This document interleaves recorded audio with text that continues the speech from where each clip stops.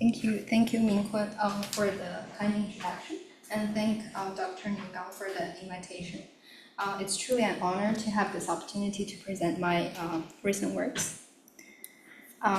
Just to add a bit beyond Mingkun's introduction, so I'm a statistician, and more importantly, I'm a statistician who's now dabbling in the wild world of AI. You can find more information about myself on my website through this QR code. Okay, so I thought there was a lot of audience, so that's why I wanted to do a survey and then see whether you've heard about the terminology mixture model, but I guess I'll just start. Let us start with some example that you might be more familiar with. So there are some products on the market, such as 23andMe, that can tell your ancestry from your saliva sample. So how they did this is to collect your sample and then analyzing your DNA and projecting this high-dimensional genetic data into some lower dimensional space where natural groupings starting to occur. Then they're going to use some clustering algorithms such as K-means to separate these individuals into different groups. Finally, by analyzing what's in common in these people in the same group, they can infer and then telling you your ancestry. So the algorithm K-means that they use is to trying to separate these samples into different groups by minimizing the total distance between the sample to its cluster centroid. So in another word, so the K-means algorithm only learns the centroid of the clusters but ignores the shapes of the clusters. As a result, the K-means algorithm really tends to give you clusters that in a round shape. In these two figures here, on the left-hand side, rounds like circular groups are okay, but on the right-hand side here, when the true clusters are of elliptical structures, you can see that K-means still forces them into round shapes. So let's look into this more formally. We can use a probabilistic model to explain why this happened. So from a probabilistic point of view, in a K-means algorithm, each data point within cluster is a sample from a normal distribution with an isotropic covariance matrix. And this covariance matrix is the same across different groups. So in that case, regardless of how you change the value of sigma, these data points will be confined to a circular region. So to address this issue, we can relax assumption by letting the observation from each group being a sample from a normal distribution with its own covariance structure sigma k. Then in that case, the marginal distribution of the data is a Gaussian mixture. Then you can select different sigmas so that the shape of the data can be elliptical rather than circular. Okay, so from there we can give the formal definition of a Gaussian mixture. So it's actually, when we are saying that a Gaussian mixture of order k is a collection of distributions whose density function can be written as a convex combination of densities from some class curly F. And then here, this order k in our previous example is referring to the number of clusters in the data. One of the most widely used example is Gaussian mixture, where this curly F is the family of Gaussian distributions, and then you combine Gaussian distributions together. And a more advanced example is the mixture of expert, where instead of only the feature x, you also have a response variable y. Let's assume this response is continuous. Then the model behind it is that y conditioning on the correct x and its cluster is a distribution from it's a normal distribution whose mean is some output from a neural network embedding. Okay, that's the mixture of experts. And then the difference is that for the second line there, the proportion of these clusters also depends on some covariates. And then that allows the model to be more flexible than the Gaussian mixture model.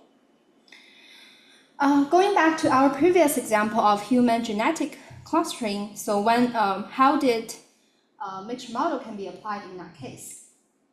Based on this latent variable representation, we can find out the posterior distribution of these latent variables, and then assigning these observations to to the group that has the highest posterior probability, then we can achieve the purpose of clustering. And there's another application of finite mixture model that you might be less familiar with is for smooth function approximation. So here I'm showing you 3 examples where Gaussian mixture model in particular is used to approximate smooth functions in 1D, 2D, and 3D spaces. So I want to particularly mention the application in the 3D space where it's a use case of the 3D Gaussian splatting, which I will discuss in details later. Okay, regardless of the application of clustering and density approximation, one fundamental task that we want to know is how do you learn that parameter G from the data distribution, from your data. So the setting that I'm considering is the setting where there exists data silos, basically saying that the data are collected by different agencies and cannot be shared due to privacy considerations. So as you already know, that federated learning or distributed learning is a proper choice under the scenarios. So where we perform some local learning on each data set that contains the data set, on each machine that contains the data set. And then we're going to send these learned parameter values to a server for aggregation. Okay. So since we only share the parameter values, it prevents some leakage of the original data. So it has some privacy gain as well as some low communication costs by only sharing the summary statistics. Okay, in the federated learning step, the fundamental is to aggregate the locally learned parameter values, right? So the most commonly used framework like federated learning of deep neural networks, where you're aggregating the gradients or the model weights. So all the parameters that you're considering is in a Euclidean space. They're basically vectors, right? So what you usually do is you have these data sets, and then you have these locally learned parameter values, theta 1 hat up to theta n hat. And then eventually you're using this weighted average to combine them together. It's quite simple. You got the locally learned weights and then do a simple average. But however, this approach does not work under mixture models. That's the key information of my talk today. So why finite mixture model is special? Federated learning has drawn a lot of attention in the community in the past few years. But why finite mixture model is special? It is because of the well-known issue of label switching. Let's take a look at this specific example. So suppose we have a mixture with 2 clusters, each with weight 0.4 and 0.6 at location -1 and 1. And then suppose we have 2 machines, and then the estimated the cluster labels on these 2 machines are swapped. As a result, we may end up with a vector where the order of these two groups are reversed. That's G1 and G2. And then if we ignore the label switching and then directly aggregate these 2 vectors, we will end up with this mixing distribution. So basically, it put all weights at location 0, which is completely different from the ground truth mixture model that is of our interest. So based on this example, the take-home message is that when we're doing distributed learning for mixture models, we need to align the components or the clusters on different clients. But this is a usually non-trivial task because you have k to the power of m possibilities. So the goal of this talk is to explain how we solve the label switching problem, and then how we tackle the Byzantine failure issue when some of the machines send error information to the server. And lastly, I'll roughly mention how our key techniques developed in these works can be applied beyond federated learning. Okay, so as I mentioned, the key issue is the label switching, but how our statisticians solve the problem of label switching? We use a different representation rather than a vector. We use a non-Euclidean parameter. So we review the parameter as a discrete distribution G over here, which put math WK on the cluster parameter theta K. And then this K is the order or the number of clusters. And then for the rest of my talk, I'm going to assume that K is a known fixed constant. And then in that case, the parameter space is composed of discrete distributions with at most K support points. So this parameter space is no longer a Euclidean space. And then with this parameterization, the model does not have the previously mentioned label switching issue. Okay, so given this parameter space, how are we going to aggregate different local estimators? So suppose this is our parameter space, and then we have two machines. Each one is going to learn a mixture of two components. And then if we add them together, we're going to end up with a distribution with 4 support points. So from a density point of view, its corresponding density function is a good estimate for the truth, because every single one of the density functions is a good estimate. Averaging them will also give you a good estimate. But the problem is that the aggregated estimator G bar is no longer in the parameter space. So that means the conventional aggregation method still does not apply here. So motivated by this observation, there are two potential aggregation approaches that we propose. The first one is to use some kind of barycenter approach, where we're trying to finding an average of the mixing distributions in the parameter space. So this is essentially motivated by the fact that the previous simple average is a minimizer of the minimizing of the sum of the L2 distances. Okay, so we generalize that L2 distance to a more general metric space. And then the second approach is that I just mentioned that the corresponding density function of G bar is a good estimate for the truth, but the problem is that it does not belong to the parameter space. So the second approach that we propose is a reduction approach, where we project that G bar onto the parameter space of our consideration. Okay, are there any connections between these two approaches? We found out that when picking some specific divergence for that rho, for example, the KL divergence between these two density functions, then these two approaches are identical. However, this minimizing the KL divergence approach is computationally intractable. So KL divergence is widely used in various applications, but the computation of KL divergence between two mixture models itself requires numerical approximations. It's computationally intractable. So the minimization problem itself is also very difficult. And then there's another example showing that the first approach, barycenter, is very sensitive to the choice of the rho. So here I'm showing you two examples where on the first machine and the second machine, we're estimating the same location, but they're mixing weights. The proportions are swamped. So intuitively, the aggregated result would still keep the location, but take the corresponding weight. But we found that if we choose some specific divergence for the barycenter approach, we'll end up with some very weird aggregated result. But this issue does not occur for the reduction approach. So based on this example, we decided to pick this reduction approach as our final approach. Okay, this work was published on Journal of Machine Learning Research in 2022, where we essentially proposed to aggregate the local estimators via the reduction approach. So a natural question to ask is that how to pick this divergence rho.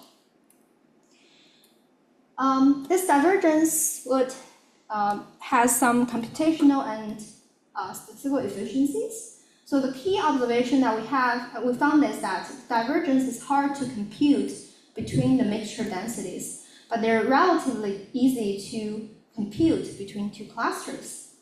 And then the divergence that we pick is called the composite transportation divergence, which is a byproduct of the optimal transportation theory, which I'm going to explain briefly now. So the optimal transportation is well known because it was formulated by this Russian mathematician and economist called Leonid Kantorovich, and he got the Nobel Prize for his contribution to this field. So the question that he asked is that, okay, suppose I have these bikes in the red spots, and then in those blue spots, I need some bikes. What is the most efficient way to rebalance these bikes in the red spots to the blue spots? So the percentage of the bikes is 20, 30, and 50 to those at these red points. And in the blue points where I need these bikes, the proportion of bikes that I need is 40, 30, and 30. Okay, so how did Kantorovich formulate this problem? Let's consider this as an abstract space F, and then viewing those red points and blue points as some density functions in that space. Okay, so Kantorovich formulated this problem using a matrix called cost matrix, where each entry in this matrix denotes the unit cost of moving from one location to another. For example, D11 means moving. What does it cost to me moving 1 unit of bike from F theta 1 to F theta 1 tilde? Okay, so that is measured by some cost function C that is pre-given. And then we're considering a case where the proportion of the bikes in the right region, in the right spot is equal to the proportions that is requested in the blue spots. And then what we're interested in is a transportation plan where each element in that entry denotes how many proportion of bikes should be moved from one location to another.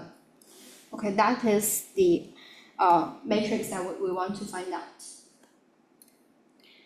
Okay, so suppose we already have some transportation plan pi.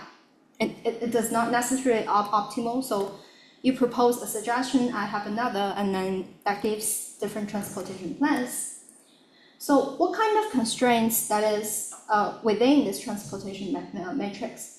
The first line here in the plain language is basically saying that, okay, for all the bikes that is moved from the ith location, it should be equals to the proportion of the bikes that has at that location, no less or no more. And then the second constraint is saying that all the bikes that is moved to the particular blue spot should exactly equals to the proportion of bikes that is requested at that location. And this transportation plan should be non-negative. Then Kantorovich proposed some cost function. That cost function is both linear in this transportation plan and the cost matrix, and that gives the total cost of a corresponding transportation plan. And then the optimal transportation plan is the transportation plan that minimizes this cost that satisfies all the constraints. Okay. And then the corresponding cost, the smallest transportation cost, is what we call the composite transportation divergence. Okay, with this definition, sorry, I forgot to mention that. So this minimization problem usually needs some numerical algorithms. It does not have closed form. Okay. So with this definition, our final reduction estimator becomes this. We can define the composite transportation divergence between two mixture models by viewing them as discrete distributions on that curly F. And our final projected estimator, or the reduction estimator, is the one that minimizes the composite transportation divergence to the average G bar. Okay. So our aggregated estimator is defined by a minimization problem here. Okay, let's take a look at our numerical algorithm. In the first glance, it looks like our optimization problem is a bi-level optimization problem, where our objective function itself contains some minimization problem. But then we found out that there's a much simplified equivalent objective with a closed form, and then we can propose some called algorithm to iteratively minimize this simplified objective. So how do we do that? Let's take a look and then see what's the intuition for our equivalent objective. Okay, so let's go back to the optimal transportation example. So in our case, we're free to choose the mixing weight of the target mixture, basically saying that in the previous example, at the blue spots, the proportion of the bikes that is requested is fixed. But in our case, that is an optimization variable that we're minimizing over. So that is a free constraint. So in the original optimal transportation plan, the marginal constraints defines our transportation plan. But this constraint is redundant in our problem because those WKs are the variables that we want to minimize over. So we can remove these constraints on the second marginal and then let the optimal transportation plan defines the mixing weight. So in that case, our simplified optimization problem get rid of the second set of constraints, and then we can find out its closed form on the right-hand side there. Okay, so with that, we're able to separate so beyond the advantage that this objective has a closed form solution, we are also able to separate the optimization of the cluster parameters itself and the corresponding cluster proportions. Okay, so in that case, we propose an efficient algorithm for the optimization. So what is an algorithm? Suppose we're given a non-convex optimization problem G, and that black star is our global optimum.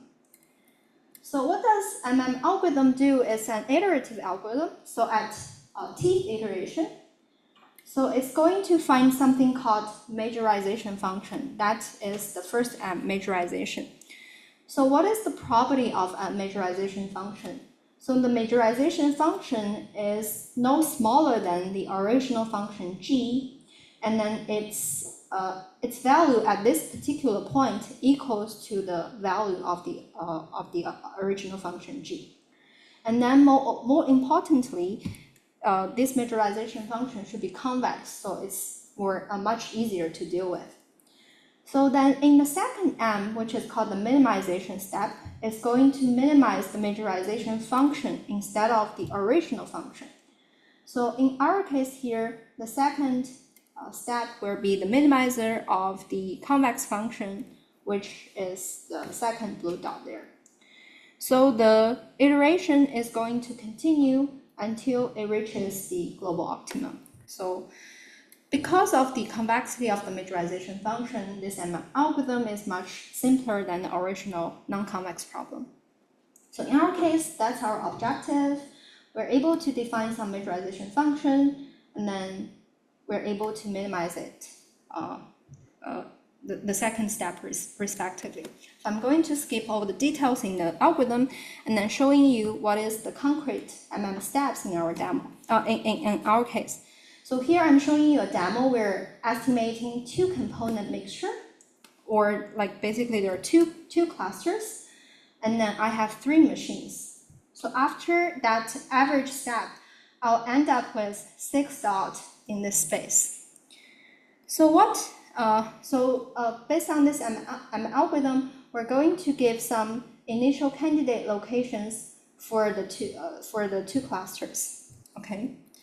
And then what this majorization step is essentially doing is that if you take a look at that equation, it's basically saying that for all those 6 dots, I'm going to assign it to its closest like cluster. Okay, based on that, we're assigning the left 3 points to the red group, and then the right 3 points to the blue group. And then in the second minimization step, we're going to update the location of those candidate cluster locations by solving this barrier center approach. Okay, and then based on the left 3 points, we're going to update our cluster centers and also for the blue groups. And then we're going to iterate again, right? So next step, we're going to still do a majorization step. As you can see, the cluster assignment does not change, and then we're done. So that's our algorithm. So if you're very familiar with the k-means algorithm, you can find out that we're essentially doing some kind of generalized k-means algorithm in an abstract space instead of the Euclidean space. Okay, so we're statisticians, and then we develop some theoretical guarantees. So under a bunch of conditions, we're able to show that the final aggregated estimator has the oracle statistical rate. And then we're no longer, when the number of machines and then is smaller than the number of samples on each client, then our aggregated estimator is oracle in the sense that we're not able to find any estimator has a smaller variance than this proposed estimator. So there are a bunch of conditions here. So the takeaway is that if you're using Gaussian mixture, and then using KL divergence as the cost function, then it will be fine. Okay, so that or Euclidean distance, then you'll be fine. Okay, here are some empirical results of our method. We took some real data sets, and then those are the numbers for the total number of sample sizes, dimension, number of clusters, and etc. And then the global estimator is the one that is the golden standard. So as if we're able to pull all the data together, what is the result that we can have? So in the first table here, the larger the value, the better the performance of the proposed method. As we can see, the last one is, the last two columns have some existing method in the literature. And as you can see from the result, our method is able to have a comparable performance with the golden standard. While it can save computational time significantly when the number of machines is large. Okay, so that's our first work. And then the second thing that I want to mention is that... Can I ask a question okay. about the first part? Okay. No, I didn't follow why in the non-Euclidean space, if you use traditional federated learning to average the parameter from different machines, why it's no longer in the regional parameter space? Oh, okay. So here, that's the example. So this k is fixed, right? For example, we're considering Can this. you go back to the previous slide? Okay. I want to see the definition again. Oh, I see. That's the definition. Okay. So it's a discrete distribution that put weights WK on parameter theta k. So I see. So because you only aggregate the WK. I aggregate the entire thing. This is a okay. discrete distribution, right? I see. So this distribution, for example, k equals to 2, and then we have 2 machines. Each one of them has 2 bars, right? Okay. And then since there are 2 of them, if you aggregate them together, you'll end up with 4 bars. Because the location of the bars is very unlikely they're going to be identical across different machines. Then the space change. Yeah, then the space changed. Okay. Yeah. Okay. Yeah. So that's why I'm using this figure here to illustrate. By the way, another very maybe stupid question. I saw in your experiments you have like 10 clusters. One data set has 50 clusters, but 3 data sets have 10 clusters. Then is it possible to run some cluster alignment algorithm among different, like you first make a protocol how to order or name the cluster, and then basically it's something similar to unsupervised classification, because The only difference between unsupervised classification is that you are still doing classification, but like you have 10 classes, but just you don't know their name. But in cluster, if it's cluster, then the order can also change. So you can use Hungarian algorithm to align. If the number of clusters is like 10 or 100, still you can first run some preliminary algorithm, and then you make a protocol. Like this cluster is cluster 1, that cluster is cluster 2. And after all the clusters agree with this ordering, and then you perform the traditional. I see.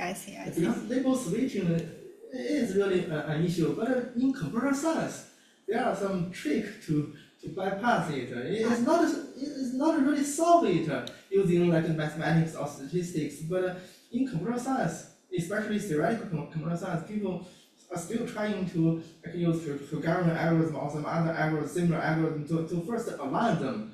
And after the order is fixed, you can regard it as some classification, just you don't know the name of the class. Yeah, you're right. The key point is to align them. And then I was not aware of the algorithm that you just mentioned.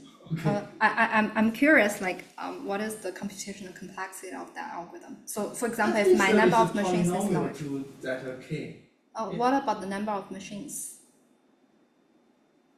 I don't know. I see. I'll take a look. Thanks for the suggestion. I was not aware of that algorithm. I know some very basic ones that. Maybe the first basic version is that you have 2 machines, so something like that. Yeah. It's similar.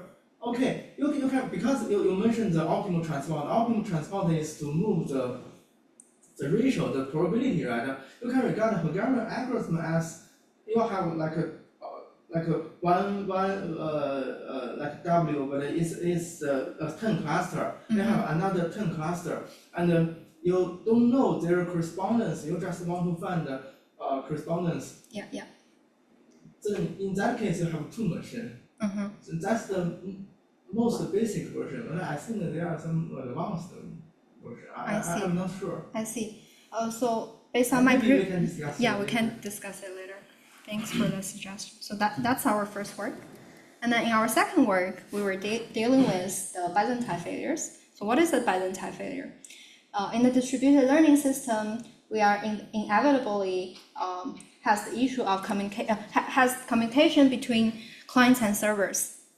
So in that case, a subset of the machines may transmit arbitrary or malicious information to the server. Might due to like hacking or software or hardware issues. So in this example here, so for those machines that are Byzantine machines, they can send arbitrary information to the server. What is the consequence of this attack to our previous approach? So still that previous example, we have 3 machines, and then for one of the machines, suppose we have a Byzantine failure, so their estimates are arbitrarily bad. And then if we still apply our previous algorithm, we'll end up with the top 2 assigned to the same cluster, and then the right one, the rest of the 4 assigned to the blue cluster.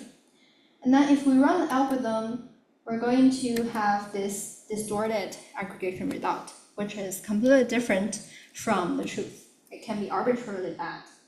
And then there has been the Byzantine tolerant aggregation method has been a hot topic in the literature, but most of them are developed for the Euclidean parameter space. Due to our label switching issue, we're not able to align them. We're not able to directly apply them. So what we proposed is something called distance filtered mixture reduction. So we're considering a case where the majority of the machines are failure-free. So in that case, from a statistical sense, all the good estimators or the failure estimators will be within that circle with the radius of local sample size to the power of -12. And then the rest of the Byzantine failure machines will be scattered around. And then the intuition of our method is to use some distance-based method to filter out the bad ones and then aggregate the the remaining ones using our previously mentioned reduction approach. So we have some theoretical guarantees. So if the bad machines, the bidentate failure machines are not too cooperatively together, that is given by that probability condition over there, then our proposed method is as good as the oracle method. The oracle means that if you know which are the bidentate failure ones, you get rid of them and then aggregate the remaining. Then in that case, our estimator is as good as the oracle one. So that's our second word. I don't want to talk about all the details. So what I want to mention is that what is the application of this reduction approach based on the optimal transportation beyond federated learning? So the message is that it can be used in other engineering problems. Okay, so let's recall what is Gaussian mixture reduction. So in the application of Gaussian mixture reduction for a function approximation, there may exist redundant component. So in these two figures here, the solid black line is the density function of the mixture model. In these two figures, on the left-hand side here, we have 8 clusters, and on the right-hand side, we have 3 clusters. So regardless of the different number of components, if you look at the density functions, they are basically identical. So the task of Gaussian mixture reduction is to approximate a mixture model with higher order by one with a lower order while still maintaining the shape of the density curve. Okay, that's the task of Gaussian mixture reduction. So where can it be used in engineering problems? So one application is in hidden Markov model, the task of tracking in hidden Markov model. So the hidden Markov model composed of the latent space form a Markov chain. And then at each state, the observed value, the x random variable conditioning on its hidden space is independent of the rest of the random variables. And then the goal is to infer the hidden state given all the observations up to this time point, because the hidden state might be the true state and then the observed ones may contain some noise. So our goal is to infer the hidden state given the rest of the observations. One approach is recursive Bayesian update, where we iteratively update this posterior distribution of z given all the previous observations. And then in this update, in this formula, there are 2 things called likelihood and then the transition. When both the likelihood and the transition are Gaussian distributions, this reduces to the well-known common filter.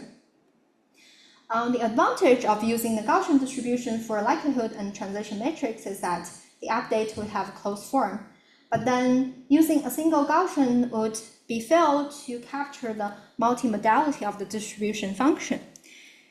To solve this problem, we can replace the likelihood function and then the transition matrix with Gaussian mixtures. Then in that case, we can still have the nice property of this of having a closed form update for that Bayesian filtering update. And at the same time, the distributions that we can approximate becomes more rich. So, but then one issue is that if you use this recursive Bayesian filtering with Gaussian mixtures for the likelihood and then the transition, as the iteration proceeds, the number of clusters or the components in the Gaussian mixture will increase exponentially as time t. Then the task quickly becomes intractable. Then we can apply this reduction to reduce the number of components to do an approximation so that we can keep order of the mixtures at a constant over the time. There are a lot of work in the IEEE community for this task of mixture reduction. So the first approach is called a greedy algorithm, where we start with the mixture with many components. And then after each iteration, we're going to merge the closest 2 ones, and then so that the order of the mixture can reduce by 1. We can keep doing this until we reach the. The second type of method is called an optimization-based method, where it directly minimizes the output distance between two mixtures. And then the third approach is some clustering-based method motivated by k-means. So for all the three methods that we just mentioned, the greedy, optimization, and clustering-based algorithms, they have their pros and cons.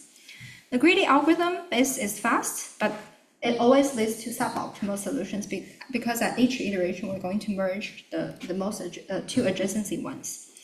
And for the optimization base, it has a very clear optimality target, but the optimization problem itself is very heavy. The computation is the number of the product of the number of the mixtures of the original order times the target order and times the d to the power of 3.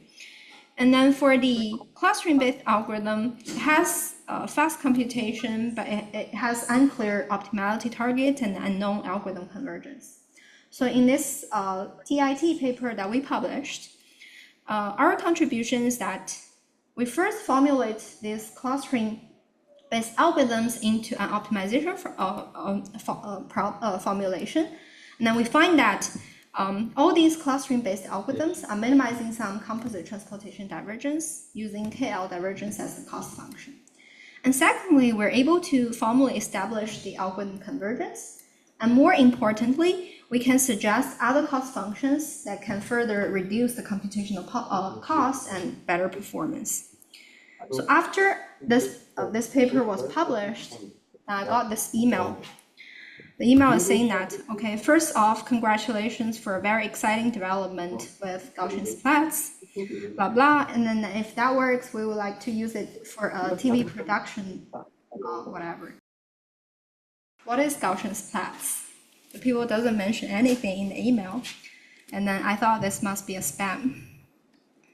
Until recently, my colleague introduced me what is 3D GS, and then we just use the technique of mixture reduction to the specific problem for 3D Gaussian splatting.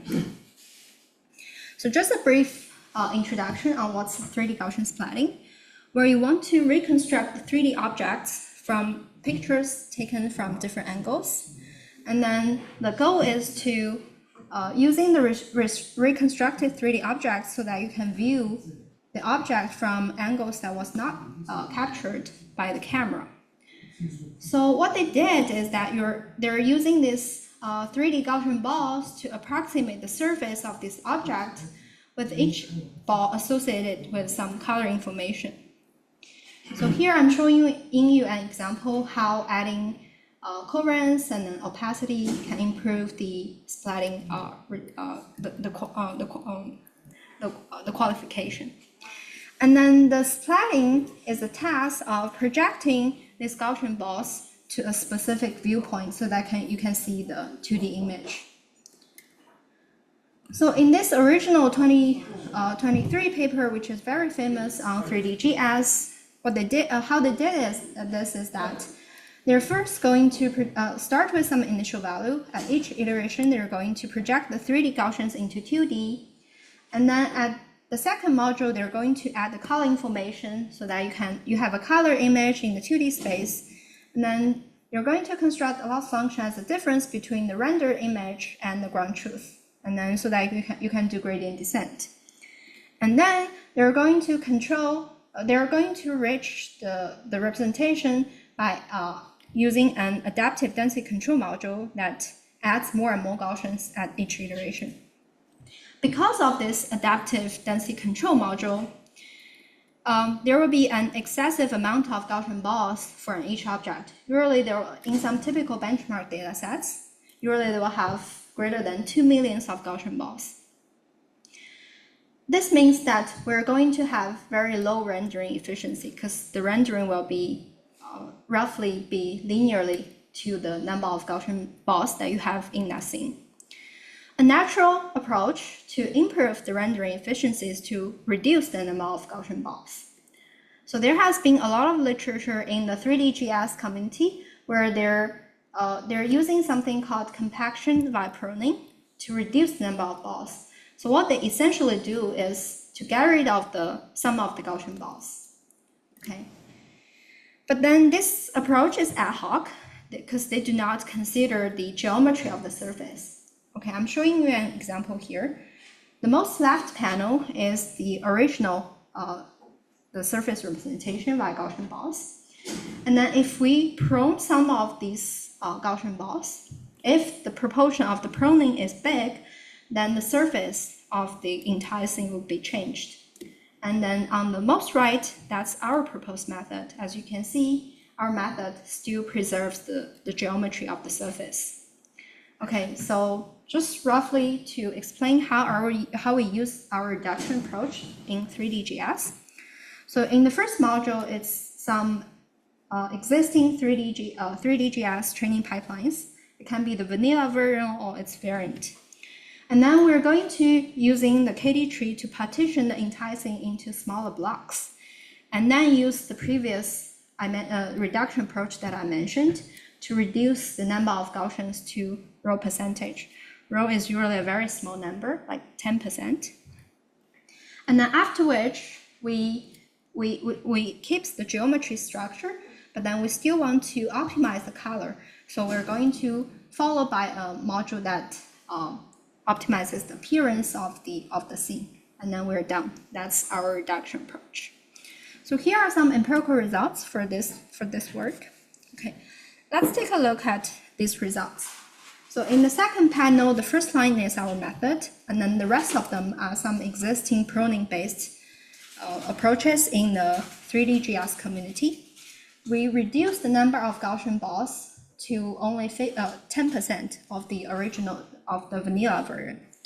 As you can see, for most of the metrics, our method performs much better than its competitors. And then in the second and third panel, we use some different 3D training pipelines, like the first module. In the second panel, we're using the vanilla 3D.js training pipeline. And then in the second module, we're using something called mini-splatting. And then with these benchmarks, we show that our method is compatible with various 3D.js training pipelines and then still has much better performance than the competitors. Okay, so just to wrap up, hopefully I have convinced you that federative learning of mixture models is important, but not standard. The classical ones may not be applied directly. And then secondly, our reduction technique for federative mixture model, learning of mixture models is both effective and can be applied beyond this setting. So based on my own experience, it suggests that statisticians are not completely useless. We can still have some room to contribute to the community. So if you have questions or projects where you think a statistician might be useful, please let me know. I'm very happy to contribute. And thank you.